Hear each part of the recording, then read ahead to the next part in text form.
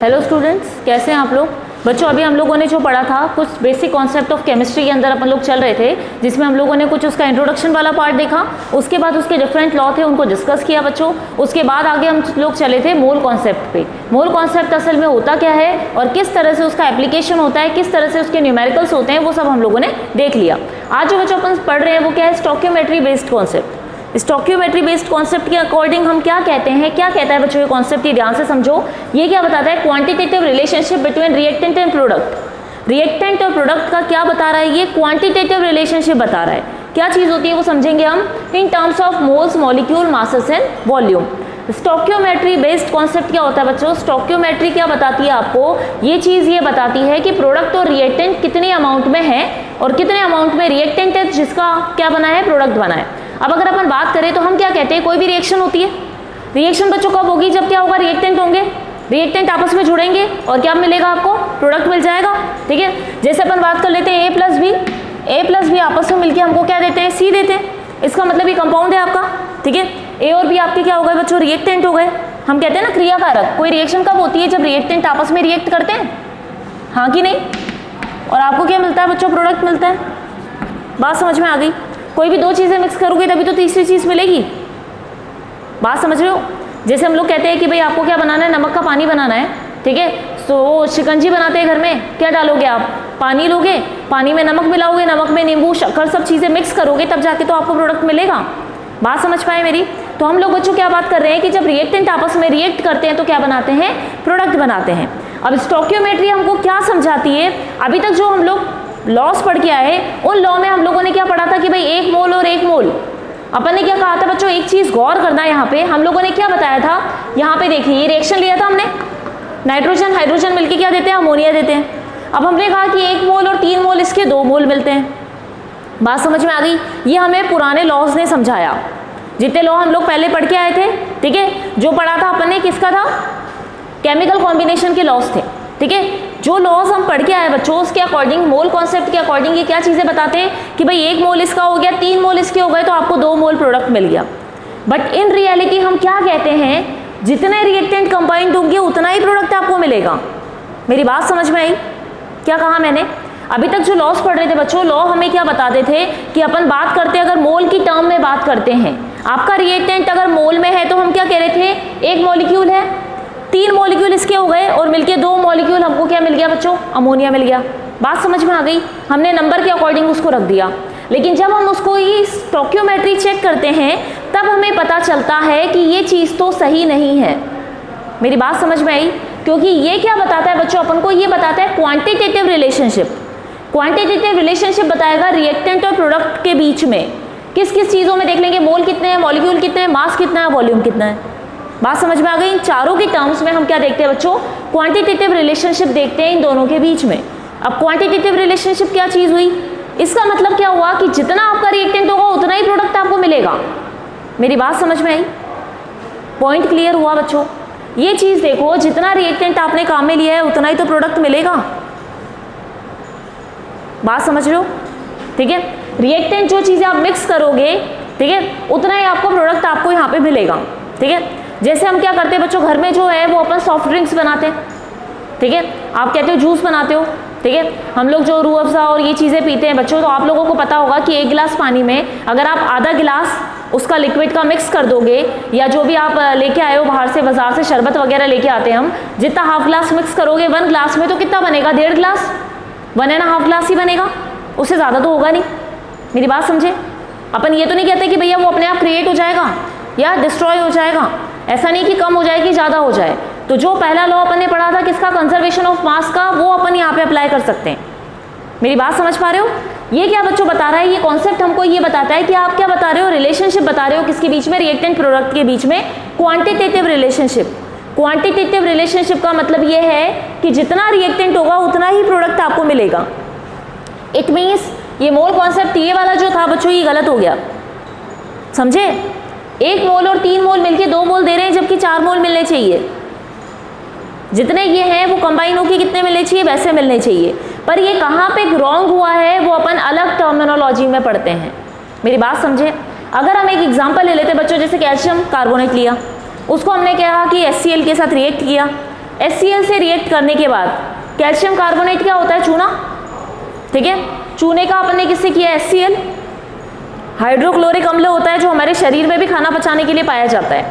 ये एक प्रकार का अम्ल है, एसिड है, हाइड्रोक्लोरिक एसिड। उस एसिड की आपने चूने से रिएक्शन करवाई, क्या मिला, कैल्शियम का क्लोराइड मिल गया, क्योंकि सीधी सी बात है CO3 हटेगा, गैस के रूप में निकल जाएगा। CO3 है बच्चों, आप ध्यान रखना, CO3 जो है वो हमेशा किसकी फॉर्म में निकलता है, कार्बन डाइऑक्साइड गैस के रूप में। ये क्या बना लेता है, गैस के रूप में बाहर निकल जाता है। बात समझ पाए, ठीक है। चूना जो होता है बच्चों, आप लोगों ने देखा होगा घर में, इसका एग्जाम्पल मैं आपको बताती हूँ। घर में क्या होता है, दिवाली के टाइम व्हाइट वॉश होता है, बाहर की दीवारों पे व्हाइट वॉश करते हैं हम लोग। तो व्हाइट वॉश असल में होता क्या है, वो चूना लाया जाता है। जो बाहर की दीवारें होती हैं जिन पे हमें ज़्यादा वेस्टेज नहीं करना होता, तो हम क्या करते हैं, चूना लेके आते हैं। चूना क्या होता है, उसको पानी में मिक्स करते क्या होते हैं, बुलबुले उठने लग जाते हैं उसके अंदर। नॉर्मली घरों में आपने देखा होगा, आसपास हम लोग करते हैं ये चीज़। बाहर की दीवारों पे अधिकतर जो है वो चूने का मतलब व्हाइट वॉश कर देते हैं। वो व्हाइट वॉश में चूना काम में लेते हैं, जिसको पानी में डालते हो। जैसे ही बच्चों आप पानी उसमें मिक्स करते हो, आपको बुलबुले उठते हुए दिखाई देते हैं, बबल्स दिखाई देंगे उसमें से निकल रहे हैं। ऐसा लगेगा जैसे तुरंत उसको गर्म कर दिया गया है। और जो बबल्स निकलते हैं उसका मतलब क्या है, CaCO3 तो है, कैल्शियम कार्बोनेट। उसमें आपने क्या डाल दिया, पानी डाल दिया। पानी के साथ रिएक्शन करते कैल्शियम का हाइड्रोक्साइड बना देगा। क्या बनाएगा देखना, आप लोग कंफ्यूज मत हो। CaCO3 है प्लस H2O के साथ अभिक्रिया करवाओगे बच्चों, बात समझ पाए। पानी H2O, उससे रिएक्शन करवाओगे, पानी से इसको OH मिलेगा। और ये जो है बच्चों, ये चीज़ जो है वो क्या होगी, बाहर निकलेगी। बात समझे। H2O है, रिएक्शन ध्यान देना, CaCO3 है और पानी लिया अपन ने, है ना, प्लस H2O लिया। तो आप खुद देखो यहाँ से क्या होगा, CO2 तो बाहर निकल जाएगी, गैस होती है कार्बन डाइऑक्साइड गैस, वो बाहर निकलती है। फिर क्या क्या बच गया आपका, कैल्शियम, एक ऑक्सीजन, 2 हाइड्रोजन और 1 ऑक्सीजन, ठीक है। तो क्या ये बना सकता है, क्या कैल्शियम हाइड्रोक्साइड बना सकता है, बनाएगा। कैसे बनाएगा आप खुद देखो, OH2 लिखा है, इसका मतलब 2 हाइड्रोजन 2 ऑक्सीजन। यहाँ पे क्या क्या बचा हुआ था, इसको तोड़ देते ना अपन, ये कैल्शियम, ठीक है। CO3 के अंदर से भी टूट गया, CO2 और O। पानी था, पानी को भी तोड़ दो, H2H और O, ठीक है। तो दो O हो गए, 2 हाइड्रोजन हो गए, एक कैल्शियम हो गया। कैल्शियम का हाइड्रोक्साइड बन गया बच्चों, पानी जो आपको मिला वो। और यहाँ पे क्या मिला, CO2 बाहर। CO2 जो होती है कार्बन डाइऑक्साइड गैस होती है। जब भी आप इस तरह का कोई भी पदार्थ लेते हो, जनरली आप कभी भी CO3 लोगे, ठीक है, कार्बोनेट लोगे, इसको कैल्शियम कार्बोनेट कहते हैं। तो कार्बोनेट की प्रवृत्ति ये होती है कि जैसे आपने कोई अभिक्रिया करवाई, हमेशा CO2 गैस के रूप में बाहर निकलेगा। बात समझ गए, ठीक है। तो यहाँ पे अपन ने कह दिया CO2 गैस निकल गई बाहर। अब जो CO2 गैस निकल गई, आपको मैं बता रही हूँ कि रिएक्शन होती कैसे है, वो आप समझ लो, ये चीज़ हमें आगे काम आएगी। अपन क्या करें बच्चों, कभी भी कोई रिएक्शन देखें ना, तो अपन क्या करें, इसको तोड़ दें। किस में तोड़ें, पॉजिटिव नेगेटिव भाग में। बात समझे, कहाँ से टूटेगा कैल्शियम, अगर अपन पढ़ेंगे इसमें आगे चल के, आपको और डिटेल में अच्छे से समझाऊंगी मैं बच्चों ये चीज़ कि कैल्शियम क्या होता है। एक तरह से मेटल होते हैं, एल्कलाइन मेटल होते हैं। अगर आपने अभी नहीं पढ़ा, अपन आगे पढ़ेंगे इसको कि ये क्या तरह के होते हैं, तो आप ये जान लो कि ये क्या होते हैं, पॉजिटिव, और ये वाला हिस्सा होता है नेगेटिव। ऐसे ही जब अपन इसमें बात करते हैं, ये पॉजिटिव होता है, ये नेगेटिव होता है। और अपन को पता है कि जब ये क्या होता है, पॉजिटिव कैटायन बोला जाता है इसको, नेगेटिव को एनायन कहा जाता है। कैटायन एनायन आपस में आते हैं, तभी जाके क्या मिलता है अपन को, प्रोडक्ट बनता है, और वो क्या होता है, स्टेबल होता है। इतनी चीज़ हमको पता है। तो अपन क्या बोलते हैं, जब भी कोई रिएक्शन होती है ना बच्चों, तो क्या होता है, रिएक्शन में हमेशा पॉजिटिव नेगेटिव पार्ट टूट जाते हैं, उनको तोड़ा जाता है, ताकि वो क्या करे, दूसरे कंपाउंड के साथ, दूसरे पॉजिटिव नेगेटिव के साथ जुड़ के हमें दूसरा उत्पाद दे दें, दूसरा प्रोडक्ट दे दें। पॉइंट क्लियर हुआ। जैसे यहाँ पे दिख रहा है आपको, कैल्शियम टूटा, अभी क्लोरीन फ्री था यहाँ पे, तो ये कैल्शियम क्या था, पॉजिटिव, इससे जुड़ गया नेगेटिव। बात समझ गए। तो क्या बन गया आपका CaCl2, ठीक है। उसके बाद अपन ने कहा वाटर, वाटर यहाँ पे H था, यहाँ से ऑक्सीजन भी फ्री होगा, ठीक है।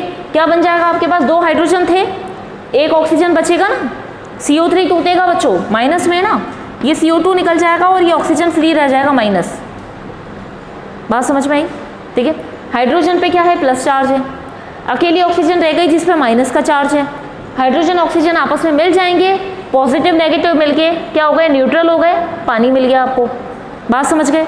उसके बाद क्या बचा था आपका, CO2 गैस थी, वो बाहर निकल गई। बात समझ गए कैसे हुआ।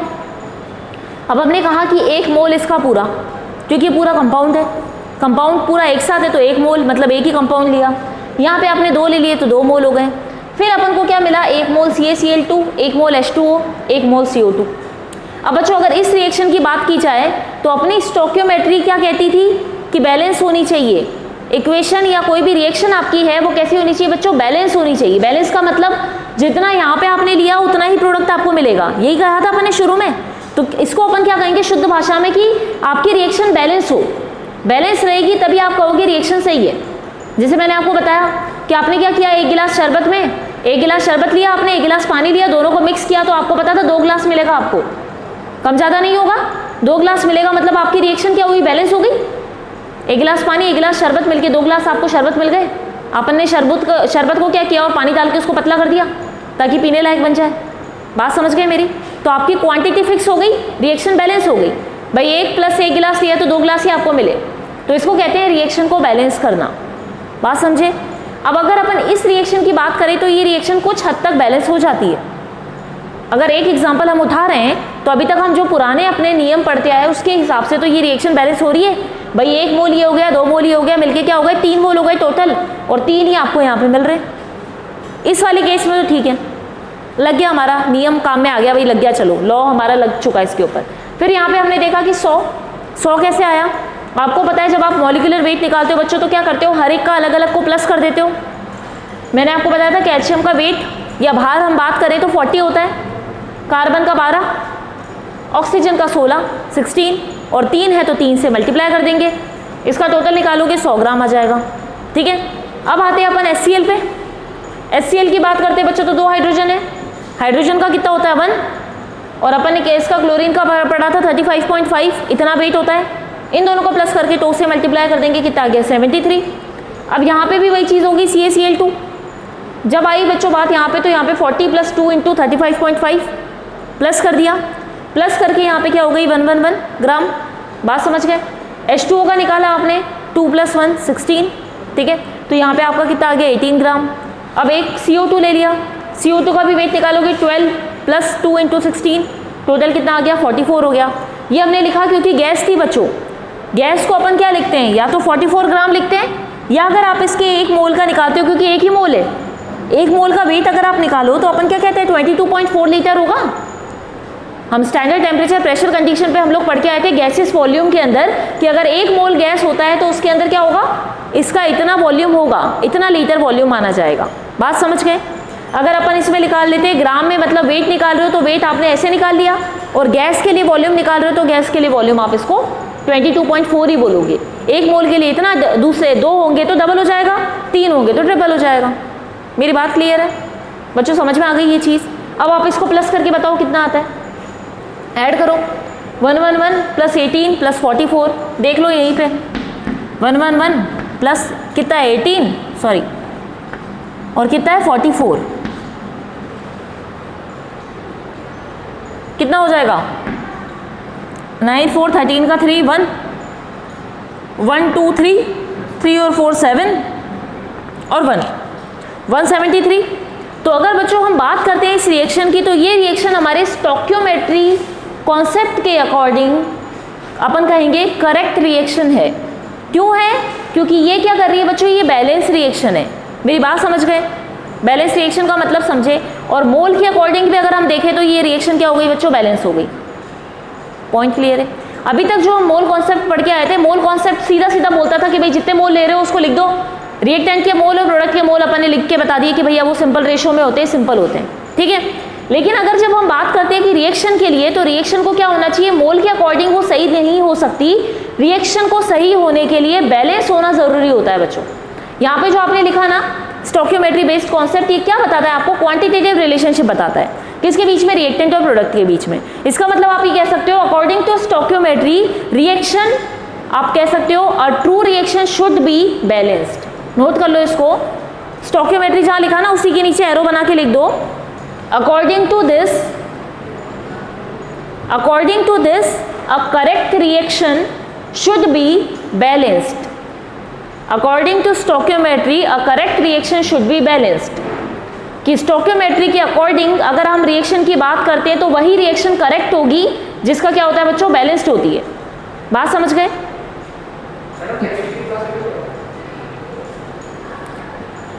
वही रिएक्शन सही मानी जाएगी जो क्या होगी, बैलेंस होगी। बात समझ गए ना आप लोग, ये चीज़ समझ में आ गई, ठीक है। अब अपन बात कर रहे हैं यहाँ पे, हम लोगों ने कहा जैसे इसके अकॉर्डिंग हमने एक एग्जाम्पल उठाया, CaCO3 हमने क्या दिया, कैल्शियम कार्बोनेट की रिएक्शन HCl से करवाई बच्चों। HCl से करवाने के बाद आपको ये प्रोडक्ट मिल गए, ये रिएक्टेंट है, ये प्रोडक्ट है, मोल के अकॉर्डिंग भी ये सही है, और हम कहते हैं कि बैलेंस जो है बच्चों, बैलेंस होने के अकॉर्डिंग भी ये क्या है, रिएक्शन करेक्ट है। बात समझ गए। तो स्टोइकियोमेट्री हम लोगों को ये चीज़ बताता है कि आप बताओगे यहाँ पे क्वांटिटेटिव रिलेशन बताओगे रिएक्टेंट और प्रोडक्ट के बीच में। ये पॉइंट क्लियर हो गया, ये चीज़ समझ में आ गई, ठीक है। इसका मतलब सीधा सीधा हम कह सकते हैं कि स्टोइकियोमेट्री को हमें क्या बताती है कि रिएक्शन सही तभी होगी जब बैलेंस्ड होगी, बैलेंस नहीं है इसका मतलब रिएक्शन करेक्ट नहीं है, ठीक है। तो हम क्या कहते हैं बच्चों, मोल कॉन्सेप्ट के अकॉर्डिंग ही हम क्या कर सकते हैं, रिएक्शन को सही नहीं बता सकते। हम एक एग्जांपल पे चलते हैं जो हम मोल कॉन्सेप्ट में पढ़ के आए थे। ये सारा समझ में आ गया बच्चों कैसे हुआ। अब यहाँ पे आते हैं अपन दूसरे एग्जांपल पे। अब जो अपन ना मोल कॉन्सेप्ट में पढ़ के आए थे, पुराने लॉस जो बच्चों अपन ने पढ़े थे मोल कॉन्सेप्ट में, हम लोगों ने वेट पढ़ा, और पुराने जो लॉस पढ़े थे बच्चों, वो लॉ हमें क्या बताता था कि भाई 1 मोल है और 3 मोल मिलके 2 मोल दे रहे हैं। अगर हम बैलेंस रिएक्शन के अकॉर्डिंग देखें या रिएक्शन को बैलेंस करने के अकॉर्डिंग, स्टोइकियोमेट्री के अकॉर्डिंग अगर आप ये एग्जांपल उठाओगे ना बच्चों, ये एग्जांपल गलत हो जाएगा। क्योंकि स्टोइकियोमेट्री क्या कहती है, अभी अपन पढ़ के आए करेक्ट एग्जांपल कि 1 मोल प्लस 2 मोल आप लेते हो तो टोटल 3 मोल हो गए, तो आपका प्रोडक्ट भी 3 मोल होना चाहिए। अगर यहाँ पे 3 मोल हैं तो ये भी क्या होना चाहिए बच्चों, रिएक्शन के बाद भी 3 मोल होने चाहिए, ठीक है। जैसे यहाँ पे 2 + 1 3, तो ये भी 1 + 1 + 1 3, तब रिएक्शन हमारी बैलेंस है, तब रिएक्शन हमारी स्टोइकियोमेट्री के अकॉर्डिंग सही है। Point clear. अब यहाँ पे अपन एग्जांपल उठा रहे हैं पुराना वाला, जो हमें क्या बताया था, लॉज ने हमें समझाया था। उन लॉज ने हमें क्या बोला था बच्चों, जो लॉ हम पढ़ के आए थे केमिकल कॉम्बिनेशन के, अकॉर्डिंग टू दिस वो कह रहा था 1 मोल + 3 मोल मिलके 2 मोल देते हैं। क्लियर। अब अगर अपन स्टोइकियोमेट्री में देखते हैं तो ये चीज़ सही नहीं है। हम इसको और भी क्रॉस चेक कर लेते हैं, कैसे सही नहीं है। अब आप देखो इसका, अगर अपन नाइट्रोजन गैस है, हाइड्रोजन गैस है, अमोनिया बनाया इन्होंने, ठीक है। अगर अपन गैस की बात करें बच्चों तो हम 22.4 लीटर वॉल्यूम लेते हैं, इसका वॉल्यूम हमने इतना लिया, ठीक है, प्लस अपन ने इसका वॉल्यूम इतना ले लिया, पर यहाँ हमको कितना मिल रहा है 2 × 24, जबकि अगर अपन टोटल देखें तो ये कितना हो जाता है 4 × 24 2.4। बात समझे, 22.4 1 मोल के लिए, 3 के लिए इतना, तो यहाँ पे कितना आना चाहिए था, 4 के लिए आना चाहिए था, पर ये 2 के लिए आ रहा है, तो मतलब ये वैसे ही रॉन्ग हो गया। अगर ऐसे देखो तो बच्चों ये रॉन्ग है स्टोइकियोमेट्री के अकॉर्डिंग। अगर हम लॉ के अकॉर्डिंग चल रहे थे तो लॉ के अकॉर्डिंग सही था कि इतना मोल इतना मोल इतना मोल देता है। बात समझ में आई। लेकिन जब इस रिएक्शन को क्रॉस चेक किया गया, स्टोइकियोमेट्री चेक की गई उसकी कि इसके अकॉर्डिंग ये सही है कि नहीं है, क्योंकि ये तो कहता है रिएक्शन बैलेंस होगी तो ही सही होगी, नहीं तो सही नहीं होगी। तो हमने बच्चों क्रॉस चेक किया तो हमें पता चला कि ये रिएक्शन सही नहीं निकली, स्टोइकियोमेट्री के अकॉर्डिंग ये रिएक्शन सही नहीं है, ठीक है। यहाँ पे देख लिया ये चीज़ सही नहीं है। अब हम कह रहे हैं मोल के अकॉर्डिंग अगर हम इसको 1 लीटर लेते हैं तो ये 3 लीटर हो गया, 1 लीटर इसको लोगे 3 लीटर लोगे तो 2 लीटर होगा, जो भी सही नहीं है। बात समझ गए।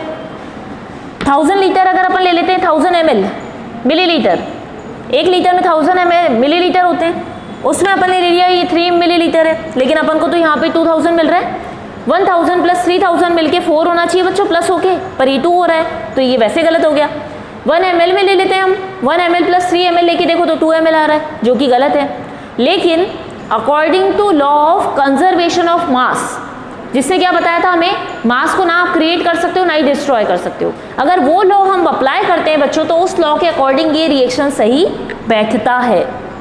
यहाँ तक ही गलत आ रहा था, क्योंकि मोल कॉन्सेप्ट के अकॉर्डिंग अगर हम चल रहे थे, मोल के अकॉर्डिंग हम देख रहे थे, तो मोल के अकॉर्डिंग हमारा डेटा गलत था बच्चों। तो अपन ने जब लास्ट में देखा इसके वेट के अकॉर्डिंग, तो हम लोगों ने क्या पढ़ा था, कंजर्वेशन ऑफ मास हमें क्या बता रहा था, क्या बताया था उसने, बताओ बोलो बोलो, क्या बोला था। कंजर्वेशन ऑफ मास का जो लॉ था वो आपको क्या बोल रहा था, क्या बताया था उसने, जितना भी याद है बताओ, याद हो जाना चाहिए इसको नाम से ही कि मास ऑफ कंजर्वेशन क्या कहता है। लॉ ऑफ कंजर्वेशन ऑफ मास हमको क्या बताता है, किसी चीज़ को कंजर्व करना, प्रिजर्व करना, कंजर्व करना, संभाल के रखना। इसका मतलब अभी अभी मैंने बता दिया था वही चीज़ वापस से, क्या कहा था अपन ने, रिएक्टेंट का जो मास होगा और प्रोडक्ट का जो मास होगा, किसी भी केमिकल रिएक्शन में वो मास सेम रहेगा, वो खत्म नहीं होगा। कंजर्वेशन ऑफ मास का लॉ क्या कह रहा था कि mass neither be created not destroyed in a chemical reaction, ना ही आप मास को ख़त्म कर सकते हो, ना ही आप उसको बना सकते हो। बात समझे? जैसे मैंने आपको एग्जांपल क्या दिया, 1 गिलास शरबत लिया, 1 गिलास पानी लिया, दोनों को मिक्स किया, 2 गिलास आपका शरबत तैयार हो गया। अब ये बात बताओ, इसमें 2 गिलास जो शरबत की क्वांटिटी है, क्या वो बढ़ गई? नहीं बढ़ी। क्या वो घट गई? नहीं घटी। जितना था क्वांटिटी उतना ही बना आपको प्रोडक्ट, शरबत उतना ही बना जितना गिलास पानी लिया आपने। 1 गिलास पानी में 1 गिलास शरबत मिलाया तो 2 गिलास शरबत तैयार हो गए। तो इसमें ना तो गिलास कम हुआ, ना पानी कम हुआ, ना पानी बढ़ा। इसका मतलब क्या हुआ, हमारा मास ऑफ कंजर्वेशन का लॉ आया है यहाँ पे कि आप क्या कर रहे हो, मास को कहते हो कि कंजर्व रहता है, मतलब सुरक्षित रहता है, वो खत्म नहीं होता। बात समझ पाए? जैसे हम लोग कहते हैं बच्चों घर पे मिठाई बनाते हो, दिवाली आ रही है, मिठाइयाँ बनाएंगे, हम तैयारी करेंगे, तो अपन को पता है कि अगर 1 किलो मावा लाए तो 1 किलो ही बनेगा उसका प्रोडक्ट। चाहे आप गुलाब जामुन बनाओ, चाहे आप कोई और स्वीट बनाते हो, तो जितनी स्वीट बनेगी वो कितनी होगी, जितना आप लेके आए उतनी बनेगी, उसकी क्वांटिटी कम या ज़्यादा तो होगी नहीं। क्यों नहीं होगी? क्योंकि मास क्रिएट नहीं किया जा सकता, ना ही डिस्ट्रॉय किया जा सकता है। बात समझे? वो क्या होता है, एक से दूसरे फॉर्म में चेंज हो जाता है। जैसे कि रिएक्टेंट से प्रोडक्ट बन जाएगा, लेकिन उसका मास जो है, मास कभी भी क्या होगा बच्चों, खत्म नहीं होगा। आप ना तो उसको बना सकते हो रिएक्शन के अंदर, किसमें हम कह रहे हैं, किसी केमिकल रिएक्शन में हम कहते हैं, या हम नॉर्मल चीज़ की बात करें कि रिएक्टेंट से प्रोडक्ट बना तो ना मास ना तो खत्म होगा, ना ही आपका क्या होगा बच्चों, ना ही आप उसको क्रिएट कर सकते हो। बात समझ गए? यही लॉ जब अपन यहाँ पे बात करें तो ये लॉ यहाँ फिट बैठ रहा है, जिसमें हमने देखा कि भाई N2 का वेट निकाला हमने सीधा, किसका मास इतना है, हाइड्रोजन का मास इतना आ गया, इन दोनों के मास को प्लस करते हैं तो प्रोडक्ट का मास इतना आता है, जो कि करेक्ट है। स्टोक्योमेट्री के अकॉर्डिंग अगर हम देखते हैं 28 ग्राम और 6 ग्राम प्लस करके देखोगे तो 34 ग्राम आ जाता है, वेट बराबर आ गया। अब वेट अगर इसका इक्वल आया, इसका मतलब ये स्टोक्योमेट्री के अकॉर्डिंग रिएक्शन बैलेंस है, इसका मतलब ये रिएक्शन क्या है बच्चों, सही है। बात समझ में आ गई? स्टोक्योमेट्री कॉन्सेप्ट क्या कहा था इसने, इसके अकॉर्डिंग कॉन्सेप्ट हमें क्या बताता है कि रिएक्शन अगर बैलेंस्ड है तो रिएक्शन करेक्ट है। मोल के कॉन्सेप्ट के ऊपर चलते हो बच्चों तो सिर्फ मोल कॉन्सेप्ट के अकॉर्डिंग रिएक्शन कभी भी सही नहीं हो सकता। जैसे हम लोगों ने अभी यहाँ पे एक एग्जांपल देख लिया, कुछ कुछ रिएक्शन पे मोल कॉन्सेप्ट परफेक्ट है, मोल के अकॉर्डिंग जो लॉ आप लगाते हो बच्चों, वो लॉ आप यहाँ पे कह सकते हो हाँ सही है, इस वाले में सही है, लेकिन अपन कहते हैं कि हर एक पे वो चीज़ सही नहीं होगी। Point clear? समझ में आ गई बात? अब चलते हैं अपन आगे, ये रब कर दूं इसको, ठीक है? इसमें कोई डाउट है? ये क्लियर हो गई बच्चों बात? अपन ने क्या कहा था कि मोल कॉन्सेप्ट के अकॉर्डिंग, मोल के अकॉर्डिंग अगर हम किसी रिएक्शन को क्रॉस चेक करते हैं तो वो रिएक्शन बच्चों सही नहीं बैठता, क्योंकि आप खुद एग्जांपल देख के आए हो कि अगर अपन इसका मोल के अकॉर्डिंग वेट लेंगे, 1 मोल में अपन यही तो बताएंगे 1000 ml या 1 लीटर है, और 3 मोल के अकॉर्डिंग ये 3 लीटर हो जाएगा, तो फिर वो प्रोडक्ट जो मिलेगा वो आपको सही नहीं मिलेगा। इसको आप सही कब बता सकते हो, रिएक्शन ये बैलेंस्ड ही रिएक्शन है, लेकिन अगर अपन इसके वेट के अकॉर्डिंग, इसके कंजर्वेशन ऑफ मास वाले लॉ के अकॉर्डिंग चलते हैं तो ही रिएक्शन करेक्ट होती है, अदरवाइज मोल कॉन्सेप्ट के अकॉर्डिंग रिएक्शन करेक्ट नहीं है। क्लियर है बच्चों? तो हमें क्या करना पड़ेगा, किसी भी रिएक्शन को चेक करने के लिए उसकी स्टोक्योमेट्री पता होनी चाहिए, उसका रिएक्टेंट और प्रोडक्ट का अमाउंट पता होना चाहिए कि जितना रिएक्टेंट है उतना ही प्रोडक्ट आपको मिलेगा, वो कम या ज़्यादा नहीं होगा। अब अपन और इसकी न्यूमेरिकल देखेंगे, अभी क्वेश्चंस देखेंगे इसके ऊपर, आपको और क्लियर हो जाएगा। ठीक है, रब कर दूं इससे।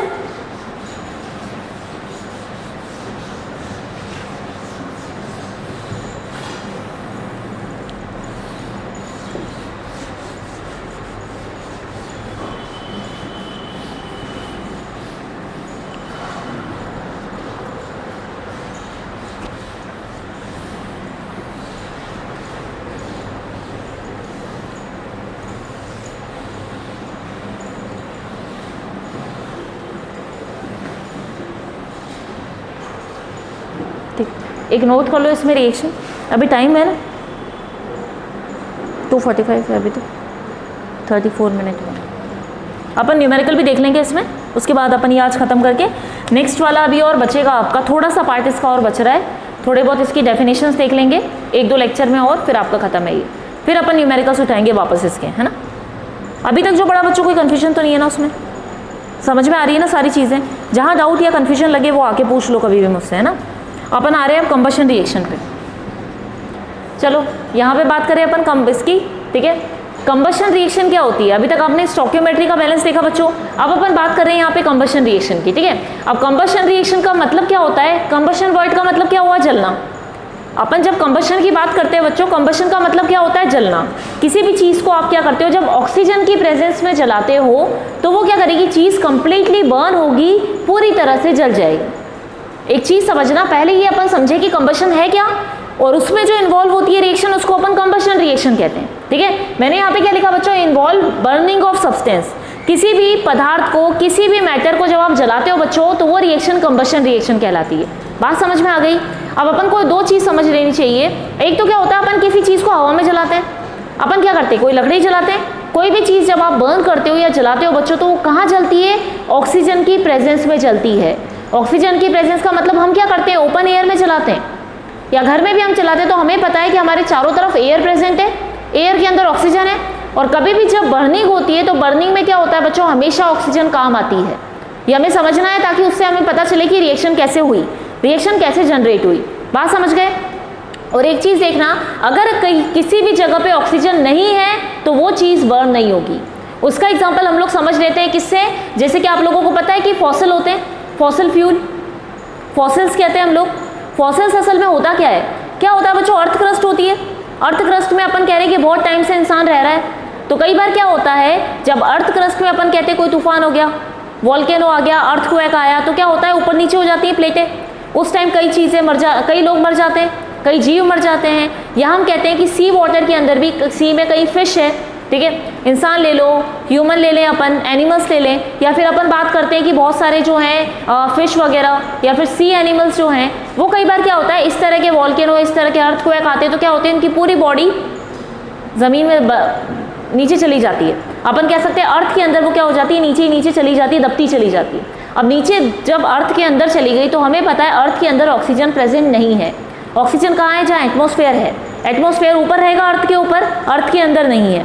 वहाँ पे बच्चों एटमॉस्फेयर नहीं है जब क्या होता है, किसी भी चीज़ को नीचे दबाया जाता है, अर्थ के अंदर डाल दिया जाता है, जहाँ पे ऑक्सीजन नहीं है वो चीज़ वहाँ पड़ी रहती है, बहुत टाइम तक पड़ी रहती है। इसका मतलब वो क्या होगी, बर्न होके ख़त्म नहीं हो जाएगी।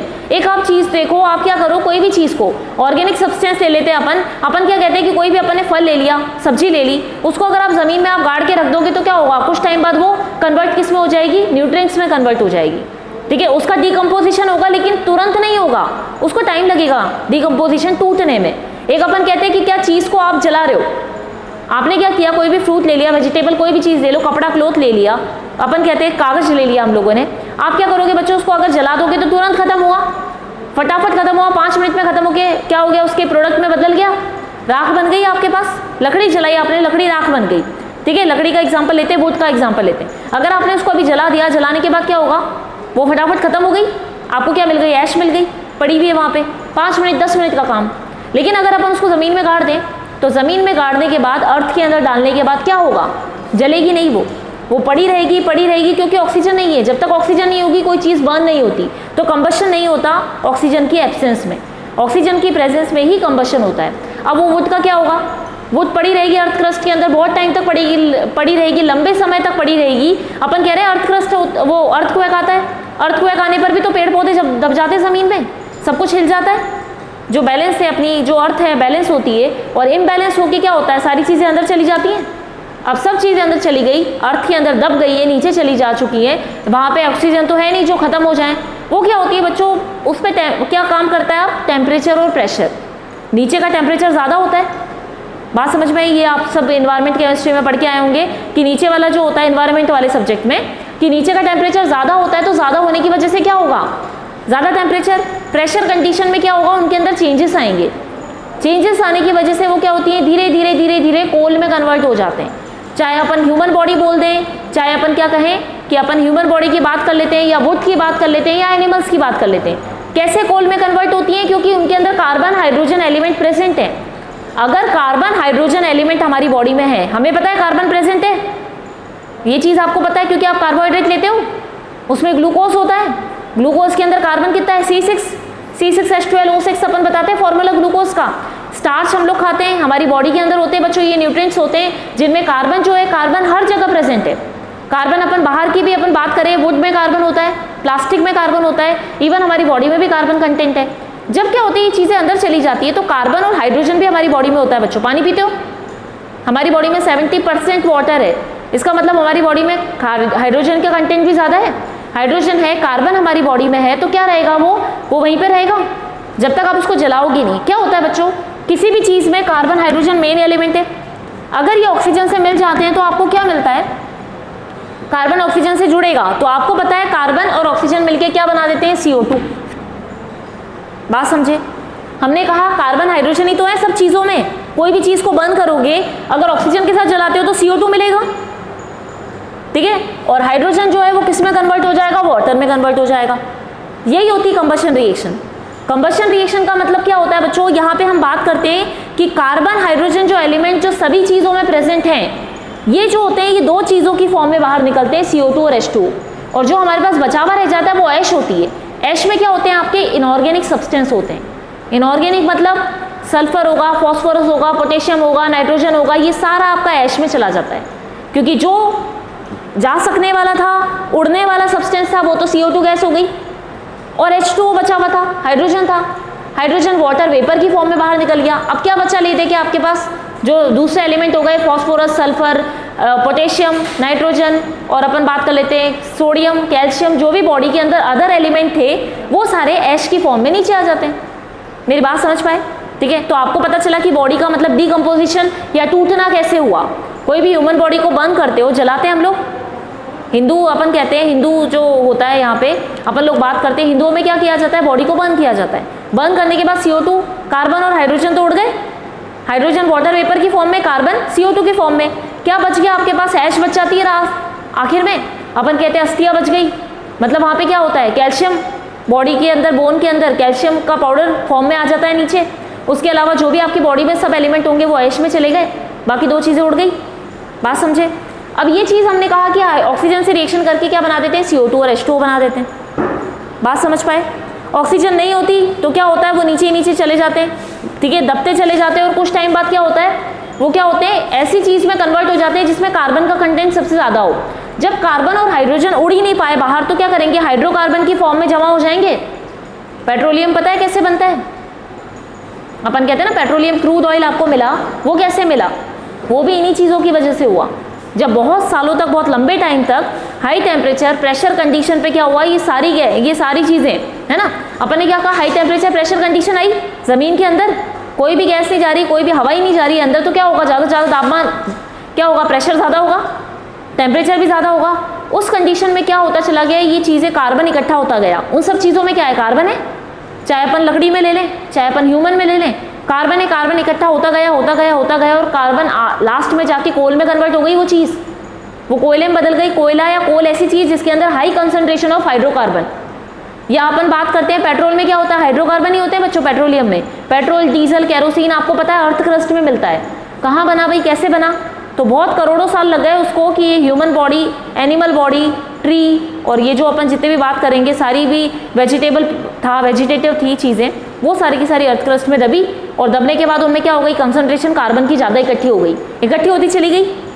इतनी दिन से पड़ी रहेगी तो क्या होगा, इनऑर्गेनिक सब्सटेंस तो अर्थ में मिल गए, खाद के रूप में चले जाते हैं अर्थ के अंदर। बाकी जो एलिमेंट बचा कार्बन हाइड्रोजन कहाँ जाए, उनके पास ऑक्सीजन तो है नहीं उड़ने के लिए, तो वो क्या करते हैं, वो बैठ जाते हैं नीचे, इकट्ठे होते जाते। पर इन चीज़ों में बहुत करोड़ों साल लग जाते हैं। क्योंकि क्या होता है कि अब जो पड़ी हुई चीज़ है उसके ऊपर कोई रिएक्शन नहीं कर रहे हो आप, अपने आप हो रही है। वो अपने आप होने में उसको बहुत टाइम लगेगा। जैसे अपन बात करते हैं ना कि कोई चीज़ को फटाफट करना हो, एक आपको कहा जाए अजमेर से जयपुर चले जाओ आप, तो आप पैदल चल के निकलोगे तो आपको समय लग जाएगा, हो सकता है कि कुछ दिन लग जाए। और एक आपको कहा जाए अपनी गाड़ी लेके निकलो, 2 घंटे में पहुंच जाओगे। मेरी बात समझ में आई? क्योंकि आपके पास साधन था, आपके पास कुछ ना कुछ क्या थी, फैसिलिटी थी। यहाँ कोई फैसिलिटी है नहीं, तो इस वजह से करोड़ों साल लग जाते हैं इसको होने में। बात समझ में आ गई? अब कंबशन अपन को समझ में आया। असल में कंबशन क्या चीज़ है, किसी चीज़ का बर्न होना। बर्न होने का मतलब क्या होता है कि उसके हाइड्रोकार्बन, उसका कार्बन हाइड्रोजन ऑक्सीजन से अभिक्रिया करके दोनों चीज़ों को बाहर निकाल देता है। ठीक है, अब अपन यहाँ पे बात करते हैं कंबशन रिएक्शन आपके पास आए, आपको क्या करना है बच्चों, कंबशन रिएक्शन के अंदर ऑक्सीजन को बैलेंस करना है। ऑक्सीजन बैलेंस कर सकते हो क्या? आपको कहा गया ये क्या चीज़ है, इथेन है। मीथेन क्या होता है, CH4 बच्चों आपने लोअर क्लासेस में पढ़े होंगे, कार्बन के साथ 4 हाइड्रोजन मिल जाए तो ये क्या होता है, मीथेन। और वही चीज़ है CH3 बनेगा। कैसे बना ये देखो, ये आप पढ़ के आओगे 10th क्लास में, ये पढ़ा है क्या? इथेन, जब 2 कार्बन है तो इथेन, 1 कार्बन था तो मीथेन। ये चीज़ तो आप पहले ही पढ़ के आए होंगे। तो अपन यहाँ पे C2H6 लिखा, इसका मतलब क्या है, यही तो चीज़ है। वो अपन उसके बैलेंस के अकॉर्डिंग इसको बैलेंस कर देते हैं, हाँ कि नहीं? ये पढ़ा है आप लोगों ने 10th क्लास में, मीथेन ईथेन को जानते हो, तो ये ईथेन है। अब ईथेन को आपको जलाना है, ईथेन को जलाया आपने मतलब ऑक्सीजन के साथ जलाया, सीधी सी बात है, अपन को पता है कि कार्बन हाइड्रोजन है, ऑक्सीजन से जुड़ेंगे तो क्या मिलेगा, CO2 और H2O मिलेगा।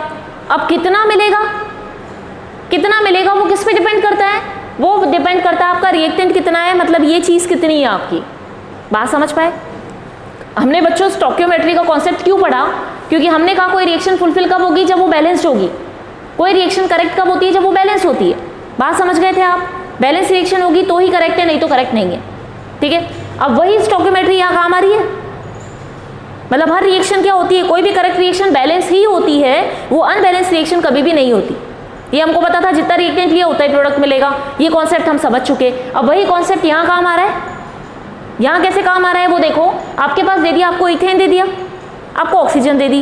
अब आपको पता है कि ये ऑक्सीजन के साथ जुड़ के CO2 और H2O बनाएंगे, पर कितना बनाएंगे वो हम कैलकुलेट कर सकते हैं क्या? कर सकते हैं, कर सकते हैं। स्टोइकियोमेट्री कॉन्सेप्ट वाले लॉ के अकॉर्डिंग, उस कॉन्सेप्ट के अकॉर्डिंग हम इसको कैलकुलेट, इजीली कैलकुलेट कर सकते हैं। आपसे बच्चों इतना ध्यान दोगे, हमें पता है कार्बन बनेगा CO2, हाइड्रोजन बनेगा किसमें, H2O में कन्वर्ट हो जाएगा। अब आपको पता है आपको एयर से ऑक्सीजन मिल रही है, तो आपको कैलकुलेट करना है कि ऑक्सीजन कितनी काम में आएगी। कैसे निकालोगे? आप देखोगे भाई 2 कार्बन है, एक कार्बन CO2 बनाता है, तो 2 कार्बन 2 CO2 बनाएंगे। बात समझे? C2H6 था और ऑक्सीजन था, यहाँ पे देख लो, है ना, C2H6 और आपके पास है कितना, ऑक्सीजन है। अब आपको पता है ये कार्बन 2 है, एक कार्बन बनाता है CO2, तो दूसरा कार्बन भी क्या बनाएगा, CO2। बात समझ गए? अब यहाँ पे हाइड्रोजन कितने, 6। ठीक है, यहाँ देखना 6 हाइड्रोजन की बात कर रहे हैं अपन। ठीक है, 6 हाइड्रोजन है बच्चों, तो यहाँ पे अपन को पता है कि वाटर बनना हो तो 2 हाइड्रोजन चाहिए।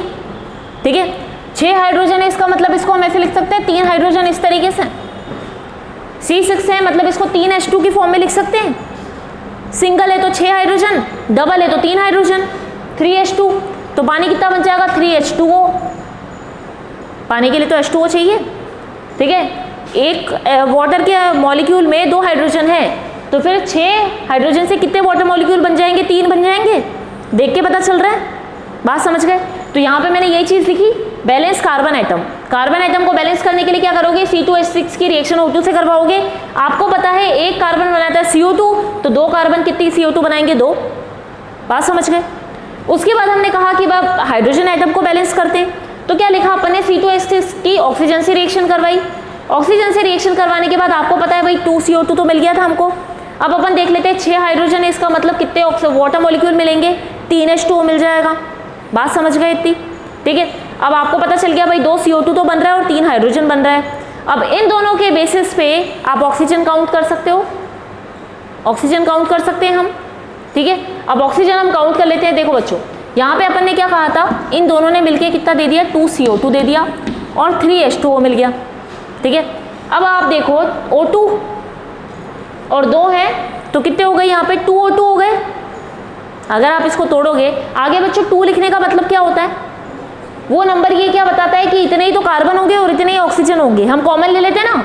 बात समझे? जैसे मैं यहाँ पे लिख रही हूँ 2A और 2B, इसको लिखने की बजाय मैं क्या लिखूँ, या अपन इसको यूँ लिखते हैं, है ना, रुको, 2A और 2B, A2B2, A भी 2 है, B भी 2 है, और अपन इसको कॉमन लिखते हैं तो क्या लिख देते हैं, ब्रैकेट लगा सकते हैं, या नहीं भी लिखा हो तो सीधा लिख दो 2AB।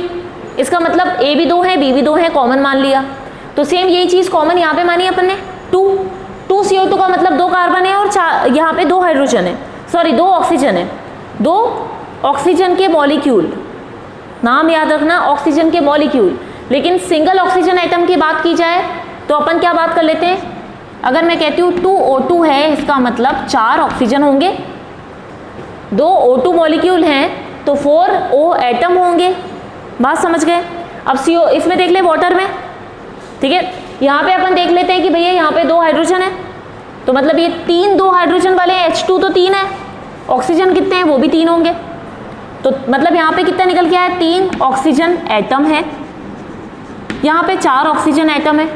प्लस कर दो, कितना काम में आया तो प्लस करेंगे, 3 + 4 कितने हो गए, 7 ऑक्सीजन एटम। तो आपको पता चला कितने ऑक्सीजन एटम काम में आ रहे हैं आपके, 7। लेकिन हमें पता है बच्चों ये चीज़ और देखना, 7 ऑक्सीजन के एटम है और अपन को पता है ऑक्सीजन सिंगल फॉर्म में नहीं रहता। ऑक्सीजन कभी भी आप लोअर क्लासेस में भी पढ़ के आए होंगे 10th क्लास में कि ऑक्सीजन अकेला नहीं रहता, उसको दूसरा ऑक्सीजन भी चाहिए तो ही उसका मन लगता है, नहीं तो बोर हो जाता है अकेले। ठीक है, तो अपन को पता है कि वो O2 के फॉर्म में रहेगा, है ना। O2 के फॉर्म में रहेगा तो अपन को पता है 7 सिंगल ऑक्सीजन है, तो डबल ऑक्सीजन करने के लिए आप क्या करोगे, आधा कर दोगे, हैं। तो या तो अपन सीधा लिख दो 7/2 या आप कैलकुलेट करके निकाल लो, कितना आ जाएगा 3.5। बात समझ में आई कि 3 तो O2 और हाफ O2। बात समझे, ये चीज़ समझ में आ गई। तो अपन इसको 7/2 लिख सकते हैं, 7/2 O2। तो अब ये रिएक्शन जब अपन ने बैलेंस करी ना बच्चों, तो ये बैलेंस रिएक्शन हमारे पास ऐसे आई जो कि हमारी स्टोइकियोमेट्री को फॉलो करती है। इसका मतलब ये रिएक्शन क्या है बच्चों, करेक्ट है। बात समझ गए। इसका मतलब C2H6 की आपने 7/2 ऑक्सीजन से रिएक्शन करवाया तो आपको क्या मिला, 2 CO2 और 3 H2O मिल गए। ठीक है सर, ये बंद कर दो भली, हो गया बस। यहाँ तक समझ में आ गया बच्चों। तो आज अपन ने क्या पढ़ लिया, स्टोइकियोमेट्रिक कॉन्सेप्ट पढ़ लिया अपन ने कि स्टोइकियोमेट्रिक कॉन्सेप्ट के अकॉर्डिंग किस तरीके से देखते हैं। तो बच्चों आज अपन ने देख लिया स्टोइकियोमेट्रिक कॉन्सेप्ट देखा। सबसे पहले स्टोइकियोमेट्रिक कॉन्सेप्ट के अकॉर्डिंग हमने क्या सीखा, हमारी रिएक्शन बैलेंस होनी चाहिए। दूसरी चीज हम लोगों ने देख लिया आज यहाँ पे कंबशन रिएक्शन। जो कंबशन रिएक्शन हम लोगों ने देखी, इसका मतलब क्या हुआ, किसी भी चीज का, किसी भी मैटर का जलना। जलना होता है तो जलने का मतलब हम कहते हैं ऑक्सीजन की प्रेजेंस में हो रहा है। तो आप बच्चों इससे कैलकुलेट कर सकते हो। ये चीज आप लोगों को समझ में आ गई। जो चीज हमने देख लिया कि ऑक्सीजन का अमाउंट अगर आपसे पूछा जाए तो आप कैलकुलेट करके निकाल सकते हो। जितना कार्बन होगा, जितना हाइड्रोजन होगा, उतना ही वो ऑक्सीजन को कंज्यूम करेगा। और अगर हमारे पास क्वेश्चन आ जाए, मान लीजिए पूछा जाए कि मीथेन के कंबशन में कितना ऑक्सीजन की रिक्वायरमेंट होगी, तो आप कैलकुलेट करके निकाल लोगे आराम से, ये पता लगा सकते हो। तो क्वेश्चन नोट कर लो, लिखो मीथेन के कंबशन में, या अपन लिखते हैं calculate amount of oxygen required for. एक क्वेश्चन नोट कर लो, ये कल सॉल्व करके बताना मुझे, ठीक है। इसी के बेस पे बेटा कंबशन रिएक्शन पे अगर आपको ये समझ में आ गया तो आप इसका आराम से कैलकुलेशन कर लोगे। बहुत इजी क्वेश्चन है। आप लिखो calculate amount of oxygen, calculate amount of oxygen required for combustion of, calculate amount of oxygen required for combustion of methane and propane molecule. Methane होता है CH4, प्रोपेन होता है C3H8। Calculate amount of oxygen required for combustion of methane and propane molecule. Methane ये रहा बच्चों CH4, propane का मैंने भी फॉर्मूला लिख दिया C3H8। अब इन दोनों का कंबशन रिएक्शन आप कैलकुलेट करके निकाल के लेके आओगे कि भाई कितना ऑक्सीजन चाहिए इसको। ठीक है, ओके क्लास, कोई डाउट है? समझ में आ गया आज की क्लास? समझ में आ गया आपको आज क्या पढ़ा अपने टॉपिक? Thank you class. अब नेक्स्ट लेक्चर में अपन लोग इससे रिलेटेड न्यूमेरिकल डिस्कस करेंगे। Thank you students.